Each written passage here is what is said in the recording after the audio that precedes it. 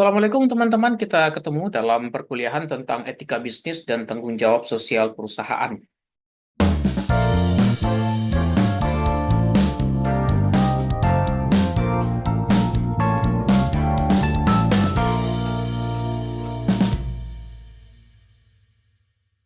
Perkuliahan ini merupakan bagian dari mata kuliah pengantar bisnis yang kita pelajari di semester pertama. Baik teman-teman, pada pertemuan awal kita sudah membahas tentang tujuan perusahaan. Pada saat itu kita bahas bahwa tujuan perusahaan itu adalah untuk menghasilkan laba atau profit. Nah, lebih jauh daripada profit, perusahaan juga punya tujuan untuk menciptakan nilai perusahaan. Nilai perusahaan secara definisi bisa kita katakan sebagai penjumlahan dari ramalan terhadap kemungkinan perolehan profit di masa yang akan datang. Misalnya perusahaan akan diperkirakan memperoleh profit dalam 5 tahun. Maka penjumlahan dari keseluruhan profit kemudian diperhitungkan dengan nilai waktu dari uang atau diskon faktornya, itu akan menjadi nilai daripada perusahaan atau disebut juga dengan value of the firm atau nilai perusahaan. Nilai perusahaan ini akan menjadi benefit atau akan menjadi pendapatan bagi pemegang saham atau pemilik modal atau investor. Maka nilai perusahaan yang seperti itu akhirnya akan lebih mudah untuk kita indikasikan atau kita pahami dengan cara mengetahui harga saham dari suatu perusahaan.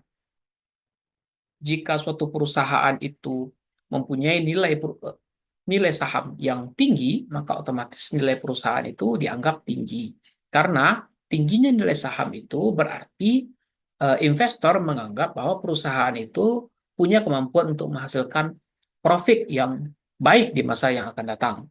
Sebaliknya, ketika para investor menganggap bahwa perusahaan itu tidak mampu menghasilkan profit yang baik di masa yang akan datang, maka nilai saham dari perusahaan itu akan turun. Dengan sendirinya, nilai perusahaan juga akan turun. Nah, di samping itu, teman-teman, tadi kita bahas tentang profit, nilai perusahaan, itu semua berkaitan dengan um, apa namanya, berkaitan dengan tujuan-tujuan finansial, tujuan-tujuan keuangan dari perusahaan. Nah, di pertemuan pertama kita juga bahas bahwa perusahaan juga punya tujuan untuk meningkatkan quality of life atau kualitas hidup dari stakeholders-nya. Ya, kualitas hidup dari masyarakat, kualitas hidup dari konsumen, kualitas hidup dari karyawannya, kualitas hidup dari manajemennya, kualitas hidup dari pemegang sahamnya. Jadi dengan tujuan untuk menciptakan kualitas hidup, maka keuntungan-keuntungan finansial saja tidak memadai. Anda bayangkan misalnya ada orang menciptakan suatu produk yang membahayakan orang lain, tapi dapat menguntungkan secara finansial. Nah, apa yang akan dilakukan perusahaan dalam hal ini? Apakah akan tetap memproduksi produk itu walaupun akan membahayakan orang lain, ya, meskipun tetap menghasilkan pendapatan yang besar bagi perusahaan atau bagaimana? Nah, kalau tujuannya adalah untuk meningkatkan kualitas hidup, maka tentunya perusahaan tidak akan memproduksi produk tersebut, walaupun produk itu menjanjikan keuntungan yang besar. Atau misalnya, bolehkah perusahaan memberikan perlakuan yang buruk kepada labor, kepada tenaga kerja? Misalnya dengan menekan pendapatan mereka, menuntut mereka untuk bekerja lebih, menghilangkan kemerdekaan mereka, boleh nggak seperti itu? Karena dengan cara seperti itu perusahaan akan lebih efisien. Ya, perusahaan akan lebih hemat ya dalam dalam dalam berproduksi. Perusahaan akan mampu menekan biaya produksinya sehingga dengan demikian keuntungannya akan menjadi sangat besar ya, keuntungannya akan menjadi lebih besar. Nah, tapi hal seperti itu akan menurunkan kualitas hidup karyawannya. Ya. Nah, kalau perusahaan itu memang ingin meningkatkan kualitas hidup karyawannya, tentu dengan sendirinya dia tidak akan melakukan tindakan itu. Ya. Nah, dari sanalah muncul apa yang kita sebut dengan etika bisnis, ya, berkaitan dengan apa yang boleh dan tidak boleh dilakukan oleh perusahaan, tidak hanya berdasarkan kerangka aturan legal, tapi juga berdasarkan sudut pandang untuk menciptakan atau meningkatkan quality of life dari setiap kalangan yang punya kepentingan kepada perusahaan. Nah, kalau kita memahami tentang kegiatan seperti itu, tentang memahami tentang kegiatan perusahaan yang harus sejalan dengan etika, tentunya kita akhirnya akan berhadapan dengan teori-teori yang berkaitan dengan etika, tentang apa yang sebenarnya boleh atau tidak boleh dilakukan, mana yang etis atau tidak etis dilakukan oleh perusahaan. Nah, aspeknya itu tidak hanya pada aspek penggajian seperti saya contohkan tadi, tidak hanya pada aspek SDM seperti saya contohkan tadi, tapi juga berkaitan dengan aspek produksi, ya, aspek distribusi, aspek pemasaran, aspek penjualan, aspek konsumsi. Nah, itu semua adalah bagian dari proses etika yang harus ditegakkan. Ya. Jadi eh, nanti kita akan ketemu bahwa etika itu akan lebih luas lagi. Karena ketika perusahaan beroperasi, ya, dia bukan sekedar meningkatkan kualitas hidup dari stakeholders-nya, tapi secara tidak langsung ia juga menurunkan kualitas hidup. Kenapa? Karena kegiatan operasional perusahaan itu akan menciptakan kerusakan. Mungkin menciptakan kerusakan kepada alam, mungkin menciptakan kerusakan kepada fasilitas fisik, kemungkinan akan menciptakan kerusakan kepada struktur sosial masyarakat, kemungkinan akan menciptakan kerusakan kepada barang-barang publik, maka perusahaan perlu bertanggung jawab untuk memulihkan itu semua. Nah, muncul lagi konsep yang kita sebut dengan tanggung jawab sosial perusahaan atau corporate social responsibility. Jadi dua nih yang kita bahas hari ini. Ya, yang pertama kita akan membahas tentang etika bisnis, yang kedua kita akan membahas tanggung jawab sosial perusahaan. Ya, kedua-duanya itu berangkat dari sudut pandang bahwa keberadaan bisnis tidak sekedar untuk mencari keuntungan finansial, tapi untuk meningkatkan quality of life atau kualitas hidup daripada masyarakat, daripada stakeholders daripada perusahaan itu. Kajian tentang etika bisnis mungkin baru berkembang ya beberapa puluh tahun yang lalu. Tapi dasar-dasar dari etika bisnis itu sudah mulai dibahas ketika penyusunan Kodeks Hammurabi. Ya, Hammurabi itu Raja Babilonia. Daerahnya itu sekarang di Timur Tengah, bagian timur laut, ya, mungkin daerah sekitar Irak dan Suria dan sekitarnya itu ya. Nah, daerah itu dahulu dipimpin oleh seorang raja namanya Hammurabi. Dia meninggalkan kodeks. Kodeks itu batu yang bertuliskan hukum. Sehingga Raja Hammurabi itu dianggap sebagai peletak daripada hukum dalam sebuah kerajaan. Ada beberapa pertanyaan ya, yang berkaitan dengan etika, ya, berkaitan dengan produk misalnya, apa yang boleh dan tidak boleh kita jual. Kemudian apakah ada proses penjualan atau proses perdagangan yang boleh dilakukan atau tidak boleh dilakukan, ya. Kemudian siapa yang seharusnya dilayani oleh perusahaan. Nah, kemudian kewajiban apa dari perusahaan ya, yang harus dilaksanakan karyawan kepada pekerja, kepada perusahaannya, dan apa yang harus dilakukan oleh perusahaan kepada karyawannya. Kemudian haruskah perusahaan mengambil peran aktif dalam menyelesaikan persoalan sosial? Jadi kita singgung ya bahwa aktivitas perusahaan, operasional perusahaan akan menyebabkan gangguan kepada lingkungan sosial. Ya, makanya muncul corporate social responsibility tadi. Kemudian, nah ini yang agak kontroversial, tapi juga pertanyaan ya, dapatkah atau bolehkah secara etis perusahaan itu ikut serta memengaruhi kegiatan politik? Nah, ini kita coba lihat contoh-contoh tindakan-tindakan yang kita anggap tidak etis ya. Ambil yang bukan hak. Kita udah tahu lah ya. Pasti semua sudah tahu bahwa sesuatu yang kita ambil tapi bukan hak itu pasti tidak etis. Jadi kalau perusahaan mengambil sesuatu yang bukan hak perusahaan, ya itu tidak etis. Ya. Begitupun karyawan mengambil sesuatu yang bukan haknya karyawan, ya itu tidak etis. Nanti perdebatannya nanti adalah apa yang hak dan tidak hak. Nah, itu kan juga menjadi persoalan ya, tergantung perspektif politik atau perspektif ideologi yang dipahami. kemudian mengatakan sesuatu yang diketahui tidak benar. Ya, sesuatu itu diketahui tidak benar, tapi tetap dikatakan. Ya, misalnya produk A sebenarnya mengandung zat-zat yang berbahaya, ya, tapi kemudian dikatakan bahwa dia aman. Nah, itu tidak etis. Ya.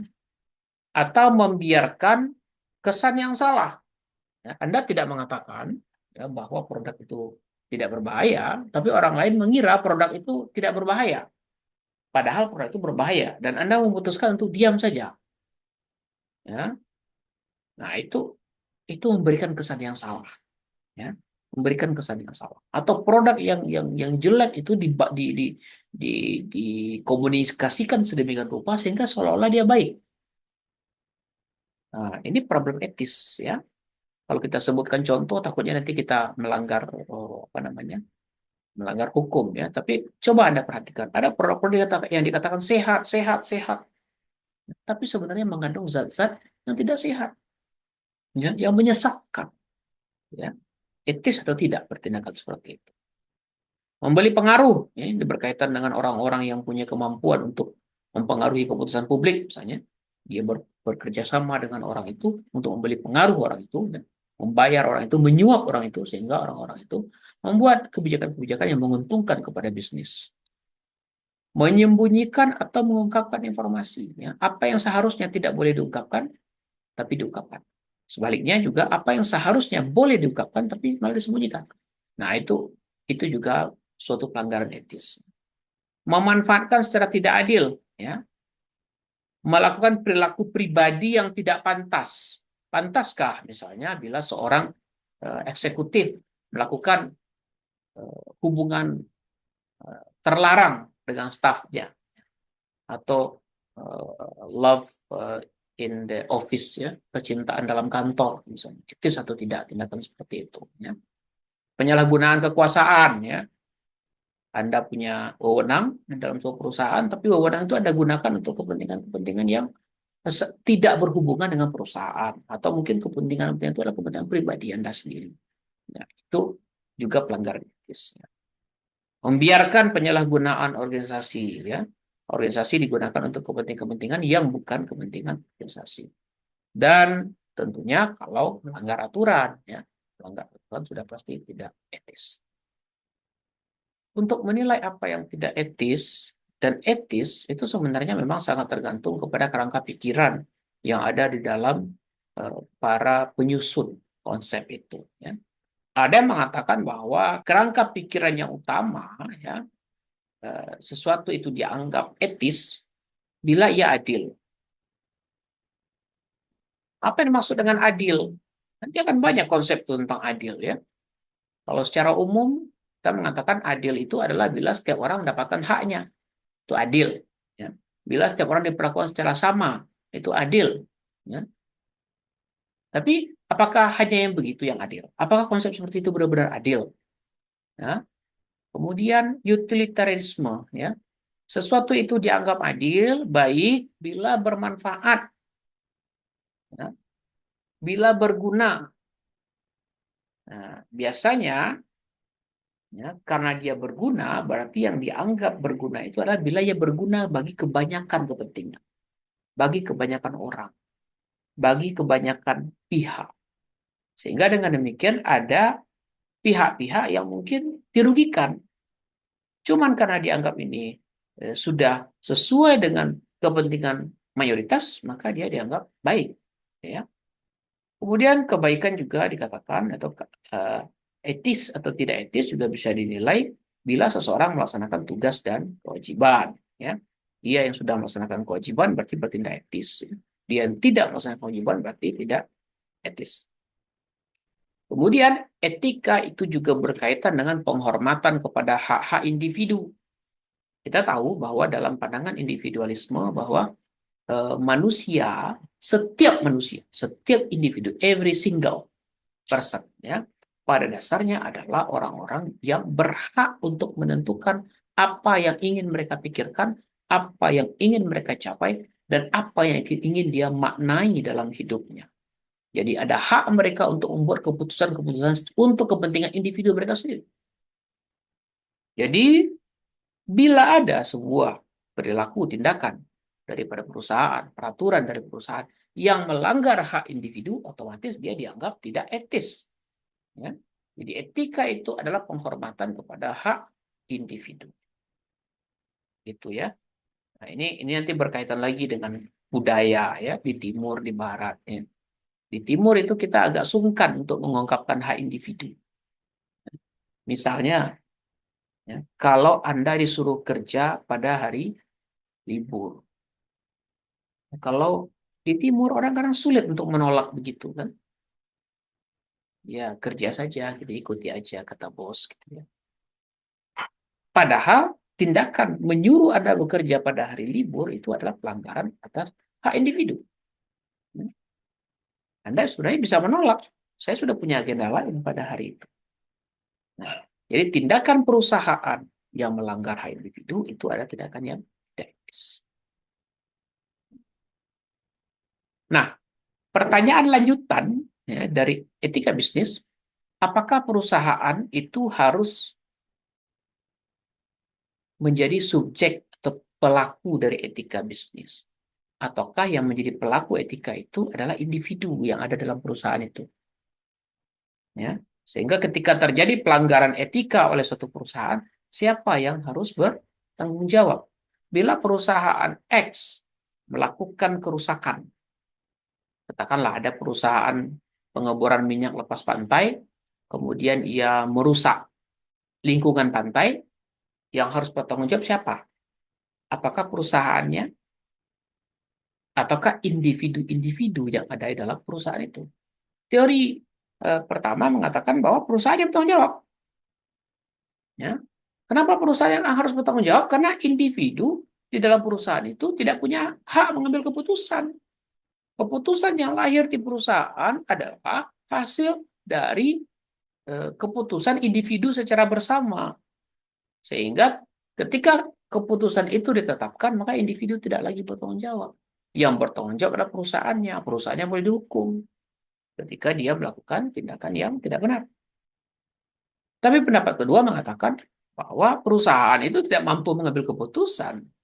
Yang mampu mengambil keputusan adalah individu. Ya si direkturnya, ya manajernya, karyawannya, komisarisnya. Itu yang seharusnya bertanggung jawab. Ya. Jadi bila terjadi kesalahan, bila terjadi pelanggaran etik, yang seharusnya menanggungnya adalah individu itu, bukan perusahaannya. Nah, itu pendapat kedua. Kemudian, apa sebenarnya yang menjadi tujuan dari perusahaan? Apakah keuntungan dari pemegang saham atau shareholders, atau keseimbangan dari pihak-pihak yang punya kepentingan kepada perusahaan itu? Ya, pandangan pertama ya, mengatakan bahwa tujuan perusahaan adalah keuntungan pemegang saham. Sesuai dengan yang kita sampaikan di atas tadi, ya, di awal tadi, bahwa tujuan perusahaan itu adalah untuk meningkatkan nilai perusahaan. Nilai perusahaan itu adalah gabungan dari laba atau profit. Ya, otomatis laba dan profit itu akan menjadi keuntungan bagi pemegang saham. Nah, itulah yang harus dikejar oleh perusahaan. Ya. Itu yang harus dilayani oleh perusahaan. Kepentingan dari pemegang saham itu. Ya. Etika utama dalam perusahaan adalah ketika dia memenuhi kepentingan pemegang saham. Nah, karena pemegang saham itulah yang menjadi pemilik dari perusahaan. Semua yang ada dalam perusahaan itu adalah bekerja untuk pemegang saham. Nah, itu pendapat yang pertama ya, bahwa tujuan dari perusahaan adalah keuntungan untuk pemegang saham. Yang kedua ya, ada oposisi dari situ adalah seharusnya katanya tujuan perusahaan bukan sekedar keuntungan pemegang saham, tapi keuntungan untuk semua pihak yang berkepentingan ke dalam perusahaan. Ya. Keuntungan semua pihak yang punya kepentingan di perusahaan atau disebut dengan stakeholders. Ya. Jadi setiap stakeholder mendapatkan manfaat dari perusahaan itu, sehingga keseimbangan manfaat yang diperoleh oleh stakeholders itulah kepentingan perusahaan. Jadi perusahaan harus menciptakan keuntungan untuk pemegang saham, juga harus menciptakan keuntungan untuk karyawan. juga harus menciptakan keuntungan kepada kreditur, juga harus menciptakan keuntungan kepada masyarakat, menciptakan keuntungan kepada pemerintah. Nah, jadi semua keuntungan yang banyak ini harus diseimbangkan. Sehingga jadilah keseimbangan stakeholders. Nah, dua pandangan itu menghasilkan dua pandangan yang berbeda pula tentang pengelolaan perusahaan. Bagi penganut keuntungan shareholders, maka pihak yang paling menentukan atau yang paling berkuasa mengambil keputusan di dalam perusahaan adalah pemegang saham, shareholders, ya, melalui rapat umum pemegang saham kalau pemegang sahamnya banyak, ya. Nah, sebaliknya bagi pihak yang berpendapat bahwa tujuan perusahaan adalah keseimbangan stakeholders, maka keputusan perusahaan tidak boleh diambil hanya oleh pemegang saham, tapi harus juga melibatkan pihak lain, ya, masyarakat, ya, harus melibatkan pemerintah, harus melibatkan karyawan, ya. Jadi karyawan itu semua juga harus terlibat. Nah, muncullah teori tentang perusahaan yang demokratis, ya, di mana karyawan terlibat. Ya. Nah, itulah yang akan menjadi perbedaan tentang siapa yang berwenang mengelola perusahaan. Ya, ketika menyusun standar etika bisnis, sebuah kode etik, ya, maka orang harus bertanya apa sih paradigma yang digunakan. Ya, ada 4 nih perbandingan paradigma yang akan kita lihat. Ya, pertama ada yang menggunakan pendekatan bisnis virtue. Ya, bisnis virtue artinya nilai-nilai yang dianggap baik adalah nilai-nilai yang punya dampak positif bagi kelangsungan bisnis. Jadi suatu nilai itu dianggap baik kalau dia menciptakan dampak positif kepada bisnis. Nah, pandangan kedua disebut dengan deontologi, salah satu tokohnya dari Immanuel Kant, ya, seorang filsuf dari Jerman. Dia mengatakan bahwa kebaikan itu justru tidak ditentukan oleh apakah ia baik untuk bisnis atau tidak. Bukan begitu. Karena jika kebaikan ditentukan oleh apakah dia baik untuk bisnis atau tidak, maka berarti kebaikan itu bukanlah kebaikan itu sendiri. Ya, nah, katakan manusia dimanapun dia berada, ia harus bertindak secara moral. Artinya ia harus bertindak secara baik. Meskipun kebaikan itu tidak menguntungkan kepada bisnis. Tapi kebaikan tetaplah kebaikan. Karena tujuan manusia bagi Kant bukan untuk menciptakan keuntungan bisnis, tapi untuk meningkatkan harkat dan martabat manusia. Ya. Jadi apa yang baik menurut Kant bukanlah apa yang baik untuk bisnis, tapi apa yang baik adalah apa yang baik itu sendiri. Kebaikan itu sendiri.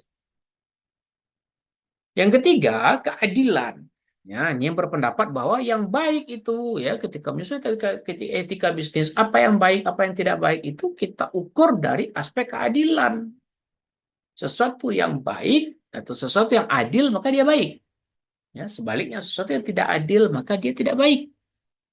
Cuman kan paradigma keadilan itu juga macam-macam. Ya, ada paradigma keadilan Aristotelian misalnya, ya. Dalam paradigma Aristotelian, sesuatu itu dianggap adil, ya, jika semua orang mendapatkan haknya. Itu adil. Nah, yang bekerja lebih mendapatkan hak yang lebih. Yang bekerja sedikit mendapatkan hak yang sedikit. Itu adil. Ya, menurut Aristoteles. Ya, yang kedua ada yang lain yang beda dari perspektif Marxian. Marx, ya. Menurut perspektif Marxian, orang harus bekerja sesuai dengan kemampuannya. Tapi orang bisa mendapatkan hasil sesuai dengan kebutuhannya. Perbandingannya kira-kira ya kalau kita menggunakan perspektif Aristotelian ya. Kalau orang kerja, ya, kerjanya lebih banyak, outputnya lebih banyak, maka gajinya akan lebih banyak. Tidak peduli dia butuh sedikit atau banyak, tapi gajinya didasarkan atau upahnya didasarkan kepada kinerjanya. Tapi kalau perspektif Marxian beda lagi. Walaupun hasil kerja orang ini sama, gajinya boleh berbeda. Kenapa? Karena kebutuhannya berbeda. Jadi orang yang punya kebutuhan besar bisa digaji besar, walaupun hasil pekerjaannya sama saja dengan yang lain. Dan orang yang tidak punya kebutuhan banyak bisa digaji kecil, walaupun output pekerjaannya atau hasil kerjanya sama dengan yang lain. Karena bagi Marx, keadilan itu bukan berada pada individu. Ya. Si A dapat yang dia dapatkan, si B dapat dia dapatkan. Bukan begitu yang adil menurut Marx. Ya. Yang adil itu menurut Marx adalah bila masyarakat sama-sama mendapatkan apa yang mereka butuhkan. Oleh karena itu, ya kalau ada orang yang tidak butuh, ya tidak perlu diberi banyak. Tapi ada orang yang butuh, perlu diberi lebih banyak. Ya, sehingga masyarakat secara keseluruhan mendapatkan kebutuhan. Itu perspektif Marxian yang nanti akan berkembang menjadi teori komunisme. Ya. Nah, Rawls, ya, Rawls ini berkata beda lagi. Ya. Menurut Rawls, ya, seseorang itu punya pilihan bebas, ya, untuk melakukan sesuatu. Dan dia mendapatkan sesuatu berdasarkan pilihannya. Tapi ada satu masalah, ya. Masalah bila itu adalah barang bersama, barang publik, milik bersama. Bagaimana cara eh, mengatur pembagiannya pada sesuatu yang diperoleh secara bersama-sama? Contoh, siapa yang akan membayar lampu merah? Ya, semua orang mendapatkan manfaat dari lampu merah itu. Ya, termasuk orang yang nggak bayar pajak. Ya, lalu bagaimana cara membayar pajak? Nah, kata Rawls, ya dia bisa membayar dengan cara eh, melindungi pihak yang paling dirugikan. Ya, melindungi pihak yang paling dirugikan. Jadi, siapa yang paling dirugikan kalau dibayar sama? Misalnya pembayar pajak membayar pajak dalam jumlah yang sama kepada pemerintah untuk menyalakan lampu merah. Nah, kalau dibayar sama, berarti pemilik mobil kecil dengan pemilik mobil besar mengeluarkan pembayaran yang sama. Kalau sama, maka sebenarnya pemilik mobil kecil itu dirugikan. Sebab dia hanya menggunakan sedikit bagian saja dari lampu merah. Pemilik mobil besar menggunakan bagian yang lebih besar pada lampu merah. Ya. Jadi dalam hal ini nggak boleh begitu. Ya. Itu akan merugikan yang kecil. Harus ada perlindungan kepada yang kecil. Nah, makanya kemudian muncul teori atau pilihan pajak yang berbeda. Mobil besar, pajaknya lebih besar daripada mobil kecil. Nah, dalam perusahaan juga perlu dipertimbangkan keadilan yang seperti itu. Dan misalnya bagaimana perusahaan, ya, caranya perusahaan melindungi pihak yang terlemah dari kegiatan bisnisnya. Ya, misalnya membangun bisnis di sebuah desa, nah bisnis itu merusak air, merusak saluran air misalnya, atau merusak mata air, maka yang paling dirugikan di situ adalah orang-orang yang tidak mampu membeli air. Ya, makanya perusahaan harus berusaha membantu orang-orang yang tidak mungkin mendapatkan air. Ya. Itu contoh keadilan yang dimaksud dalam teori Rawlsian. Kemudian ada lagi paradigma penyusunan etika bisnis itu menggunakan pendekatan market failure, ya. Pendekatan kegagalan pasar. Artinya dalam pendekatan ini pasar dianggap gagal bila dia tidak bekerja dalam kerangka pasar persaingan sempurna. Nah, misalnya ada pihak yang tidak tahu dengan kualitas suatu produk, tidak mengenal produk. Itu artinya kan pasarnya nggak pasar persaingan sempurna. Karena dalam pasar persaingan sempurna kita ketahui bahwa diasumsikan bahwa tidak ada asymmetric information, di mana semua pihak tahu dengan informasi, tahu dengan kondisi suatu produk, barang, atau jasa.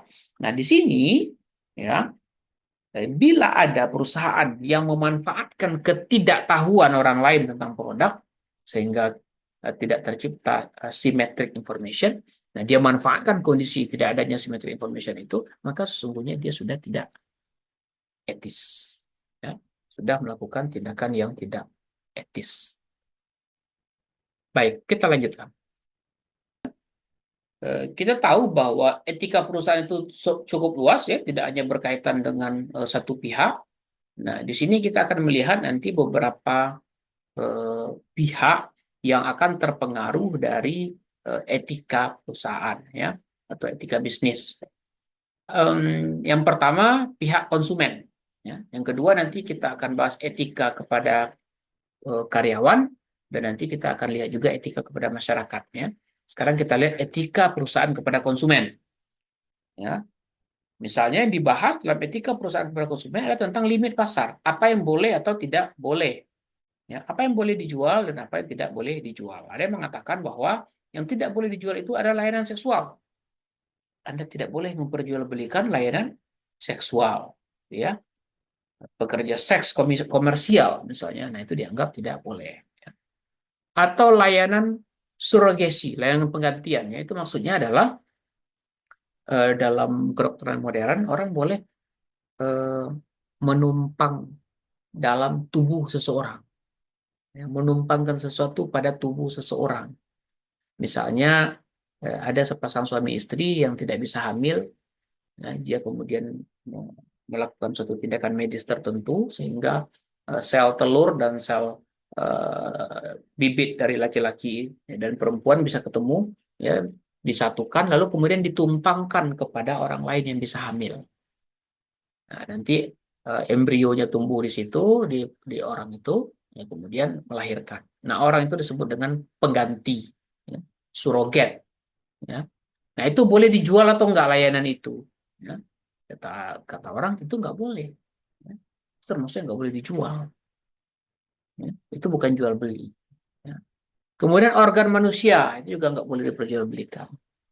Cuman ada kritik juga bahwa tentang apa yang boleh dan tidak boleh itu tidak universal katanya. Ya. Apa yang boleh dan tidak boleh itu juga ditentukan oleh ya, faktor budaya. Jadi ada yang boleh di tempat lain, tidak boleh di tempat yang lainnya. Atau ada yang dianggap berbahaya di satu tempat, tapi tidak berbahaya. Ya, tidak dianggap berbahaya di tempat yang lain. Kenapa? Karena di tempat lain mungkin ada aturan. Sehingga ya, efek negatif dari barang itu atau produk itu bisa diminimalisir. Ya, kemudian kepada konsumen, ya perusahaan itu juga punya etika, ya etika bisnis, etika tentang tanggung jawab dan keamanan produk. Apakah boleh perusahaan menjual produk yang tidak aman? Ya. Muslihat, periklanan dengan muslihat, tipu-tipu, ya, deception. Ya. Kemudian menjual produk hanya pada kelompok tertentu. Ya. Boleh nggak itu? Ya. Misalnya menolak menjual produk kepada orang tertentu. Nah, ini termasuk melanggar etika. Ya. Kemudian ada pertanyaan tentang harga, ya, apakah price discrimination itu juga melanggar etika atau tidak. Kemudian ada juga price gouging, ya, price gouging. Price gouging itu adalah mengangkat atau menaikkan harga pada saat semua orang butuh. Misalnya pada kejadian COVID kemarin, ya, semua orang butuh masker, lalu kemudian ada orang yang mengambil kesempatan pada saat itu yang meningkatkan nilai atau harga dari masker itu ketika maskernya langka. Kemudian ada etika perusahaan kepada pekerja ketika hiring dan firing, ya, ketika meng-hire, ya, mengangkat, merekrut pekerja, maupun ketika memecat pekerja. Ya, semestinya di sini ada kriteria dan diskriminasi, ya, ada kriteria yang ditetapkan sehingga tidak terjadi diskriminasi, ya, supaya tidak berbeda perlakuan ya, kepada orang-orang yang sebenarnya sama-sama punya kriteria yang sama, yang sama-sama memenuhi kriteria. Ya. Si A memenuhi kriteria, B juga memenuhi kriteria, gitu ya. Tapi B diterima, A tidak, misalnya. Ya. Atau A tidak memenuhi kriteria, B memenuhi kriteria, tapi yang diterima adalah A, bukan B. Itu juga problem. Ya. Begitu juga ketika pemecatan, nah, harus ada kriteria. sehingga tidak berdasarkan like and dislike, ya, yang menyebabkan terjadinya diskriminasi. Kemudian kompensasi, berapa kompensasi yang harus diterapkan?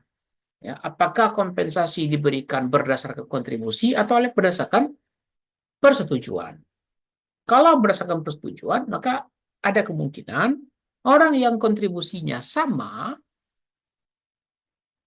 kompensasinya akan berbeda. Kenapa? Karena agreement di awalnya berbeda. Ya. Kemudian bagaimana pembagian kerja supaya etis? Ya, supaya pembagian kerja itu tidak merugikan satu sama lain. Ya. Ada yang bebannya lebih, ada yang bebannya kurang. Nah, itu ketika itu dilakukan, ya, di mana bebannya tidak sama, pembagian kerjanya tidak setara, maka dia juga melanggar etika. Ya. Perusahaannya melanggar etika. Kemudian etika tentang whistleblowing. Whistleblowing itu adalah peniup fluid. Artinya ada orang di internal perusahaan yang mengungkapkan masalah dalam perusahaan kepada penegak hukum. Supaya penegak hukum bertindak pada perusahaan. Ya. Jadi whistleblowing ini harus dilindungi. Karena kalau tidak dilindungi, dia akan menghadapi ancaman dari circle-nya. Anda bayangkan, ya, ada orang yang menemukan penyimpangan dalam perusahaan, dia melaporkan kepada pihak lain, tapi kemudian di perusahaan itu sendiri dia akan menghadapi tantangan, menghadapi ancaman. Ya. Atau dia melaporkan kepada atasannya, maka dia akan menghadapi tantangan dari koleganya di satu departemen. Misalnya. Ya. Nah, itu whistleblowing. Harus ada upaya dari perusahaan untuk melindungi si peniup fluid. Kemudian ada etika perusahaan kepada masyarakat. Ya. Etika perusahaan kepada masyarakat ini bermakna bahwa perusahaan bertanggung jawab, ya, kepada masalah-masalah yang terjadi kepada masyarakat akibat dari aktivitas perusahaan.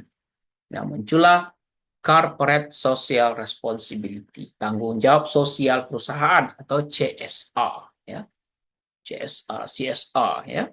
Nah, disinilah perusahaan bisa menganggarkan anggarannya, ya, untuk menerapkan CSR. Di Indonesia itu juga sudah ada aturannya dan itu menjadi faktor pengurang pajak. Ya, jadi kalau perusahaan itu mengeluarkan CSR, maka pajaknya akan berkurang. Ya. Nah, CSR itu, ya, tujuannya kemana? Ya bisa untuk menangani kerusakan alam akibat dari operasional perusahaan, bisa menangani masalah sosial yang terjadi akibat dari adanya perusahaan di suatu lingkungan, dan menangani masalah-masalah fisik yang mungkin terjadi akibat dari akibat dari operasional perusahaan itu. Ya. Karena memang dunia usaha itu mengubah banyak hal. Ya. Kalau mengubah lingkungan, mungkin Anda paham, ya, perusahaan yang memproduksi semen dia akan menghancurkan gunung, menghancurkan bukit, ya, untuk mencari bahan baku semen itu. Perusahaan produsen batu bara dia akan menggali bumi untuk mencari batu bara. Ya, rusaklah lingkungannya, ya, akibat dari tindakan itu. Nah, itu harus diperbaiki secara lingkungan, ya. Tapi secara sosial itu kadang-kadang tidak disadari orang bahwa begitu sebuah perusahaan masuk ke sebuah kampung, maka lingkungan sosialnya berubah. Dari lingkungan yang tadi hanya lingkungan kampung, sekarang berubah menjadi lingkungan industri. Nah, ketika sudah menjadi lingkungan industri, otomatis muncul masalah-masalah sosial yang khas masyarakat industrial. Nah, harus ada tanggung jawab dari perusahaan, ya, untuk menangani masalah ini. Ya. Kemudian yang fisik, ya, dan fisik apa contohnya? Ya, ketika truk-truk perusahaan melewati jalan, ya dia merusak jalan. Ketika truk perusahaan melewati jembatan, dia merusak jembatan. Ya. Ketika truk-truk perusahaan itu melewati jalan itu, dia menghasilkan polusi. Ya. Nah, itu semuanya adalah masalah yang diciptakan dari aktivitas perusahaan yang perusahaan harus bertanggung jawab. Ya. Itu namanya social responsibility. Corporate social responsibility, tanggung jawab sosial perusahaan kepada masyarakat.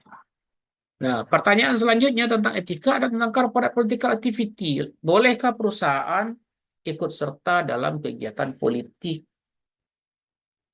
Ya, karena putusan-putusan yang dibuat oleh para pemangku kepentingan di politik ya, para petinggi politik berdampak kepada perusahaan. Maka ada kalanya perusahaan perlu ikut campur dalam kegiatan politik untuk menjamin bahwa keputusan-keputusan yang dibuat dalam oleh para politisi itu tidak merugikan kepada perusahaan. Nah, bagaimana mengatur etika di situ. Kemudian international business, lingkungan etika dari bisnis internasional. Karena bisnis internasional itu salah satunya adalah membawa uang dari satu negara ke negara lain. Etis nggak itu? Nah, itu jadi pertanyaan ya. Etis atau tidak? Atau kemudian dia juga membawa satu budaya kepada negara lain. Ya, budaya dari satu negara dibawa ke negara lain. Itu juga akan mempengaruhi keseimbangan di negara yang baru.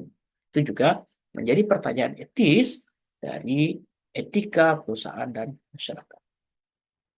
Nah, ini beberapa perilaku perusahaan kepada masyarakat. Ya. Ada perilaku yang ilegal dan tidak bertanggung jawab. Ya. Misalnya, ketika perusahaan merusak, membuat polusi, kemudian dia tidak bertanggung jawab dengan polusi itu. Nah, itu namanya perbuatan yang sudahlah ilegal, ya, ilegal, tapi dia tidak bertanggung jawab, ya, menciptakan polusi, yang mungkin dia tidak menyediakan tidak menyediakan instalasi untuk penanganan limbah, sehingga limbahnya merusak. Nah, ketika dia tidak menciptakan atau membangun instalasi pengolahan limbah, dia sebenarnya ilegal, ya, karena aturan legal mengharuskan perusahaan-perusahaan itu membuat instalasi limbah. Nah, dia bertindak ilegal. Tindakan ilegalnya merusak. Dia bertanggung jawab atau enggak dengan kerusakan itu. Nah, ini ada tindakan yang pertama, ilegal dan irresponsible. Sudahlah ilegal, dia tidak juga bertanggung jawab. Yang kedua, ada yang legal tapi irresponsible. Jadi ada tindakan-tindakan yang merusak, tapi belum ada aturan legalnya yang melarang. Atau secara undang-undang itu boleh. Ya, mungkin belum diatur oleh undang-undang. Nah, cuman kalau dilakukan ya jadi tidak bertanggung jawab. Karena merusak. Ya. Dan yang ketiga ada legal and responsible behavior. Ya. Behavior yang memenuhi aspek legal sekaligus juga bertanggung jawab. Nah, ini CSR ya. Corporate Social Responsibility itu bertingkat-tingkat. Ya. Paling bawah itu namanya economic responsibility, di atasnya legal responsibility, di atasnya ethical responsibility, dan di atas lagi fund atau philanthropic responsibility. Ya. Jadi ada perusahaan yang melakukan CSR itu karena kepentingan ekonomi. Ya, kalau dia tidak melakukan itu, maka perusahaannya akan mengalami kerugian. Yang kedua, legal responsibilities. Ya. Perusahaan melakukan CSR itu karena diatur oleh legal. Ya. Kalau pemerintah tidak kalau dia tidak mematuhi aturan legal itu, maka dia akan bermasalah. Ya. Corporation must, of course, follow the law. Ya. The second level of the pyramid recognize that legal consideration are also necessary for a corporation success. Jadi ketika perusahaan merasa bahwa kepatuhan kepada peraturan itu juga akan menentukan kesuksesan dari perusahaan. Yang ketiga, ini lebih tinggi nih, perusahaan melakukan CSR itu karena adalah tanggung jawab etisnya. Ya. Tanggung jawab etisnya, ya. Bukan sekedar karena diatur oleh peraturan, bukan sekedar untuk mencari keuntungan ekonomi, tapi memang karena panggilan etisnya. Ya. Kemudian yang keempat, lebih tinggi lagi, perusahaan itu melakukan CSR ya bukan sekedar untuk memenuhi kewajiban etis, ya, tapi dia melakukan CSR untuk bagian dari filantropinya. Ya. Filantropi itu kedermawanannya. Ya. Ya. Jadi perusahaan itu memang punya sifat kedermawanannya sehingga dia melaksanakan CSR.